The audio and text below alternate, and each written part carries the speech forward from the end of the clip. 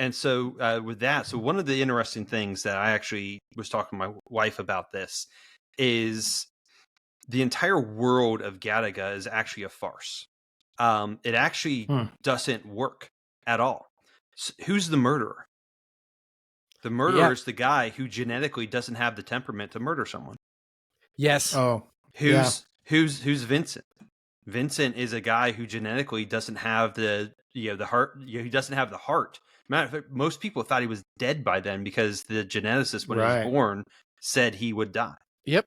And so it becomes this world of probabilities where your entire life gets put out on a data analytics scheme. Yeah. And that's what maps your entire life. It doesn't take into the account what you were talking about, Miles, the heart. God looks at the heart of man. And so as Christians, you still have infinite worth and value as a human being. It doesn't matter where you fall in this stupid bell curve that we just invented 100 years ago. It's like you still have value as a human. And that's really where the Christian worldview has to be inserted into these things. If you just take the world of Gattaca at its face, you're going to miss that, one, it's a farce. And everything that it's talking about, it is proved wrong over and over again throughout the movie. Everyone that said this is your genetic potential misses that genetic potential, except for Vincent. He exceeds it. He exceeds his potential. Everyone else falls below it. Well, and the movie even gives you the key to how it's interpreting its own world building, because the murderer in this movie, in this case, says, "Oh, well, if that was the case, then we would have just realized we failed to accurately predict their potential." Yeah. And that's no one exceeds their potential. Nobody exceeds their potential. That is that's the point of the movie.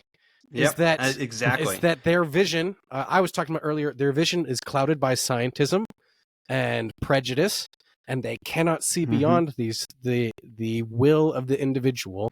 That if we were gonna put God's providential hand on here, is on Vincent in order to be the one to achieve, going to Titan. Right? Going beyond any other person beforehand. And you're right, it's a farce. Yeah. Yeah, in the Christian worldview, and this is the beauty of the Christian worldview. In the Christian worldview, your genetics don't matter.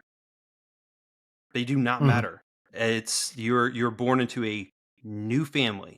You're part of a new body, and you have brothers. I mean, the thing is, I can call David and Mile brothers, and we probably share very little genetic, DNA. What maybe we do, maybe we don't, but we can call each other brothers because we're part of a new family.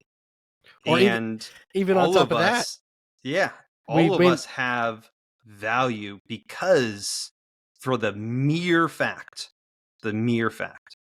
that we're image bearers. And that's the beautiful thing. And so I'll wrap up my point, and then we can move on to our quick lightning round. Very quick lightning round.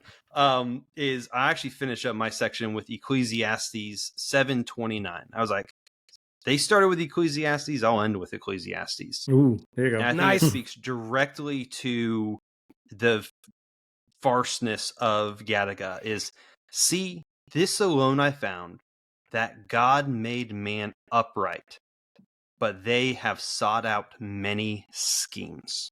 And that's all what the world of Gattaca was. It was just another scheme to try to get around God's creative order of saying all men are created equal and endowed with seeds by their creator. And they went, no, we get to determine what is valuable, not God. You can't just be born valuable. That's insane. And so let's go ahead and create this system where only those with what we determine the best genetic potential are allowed to exceed.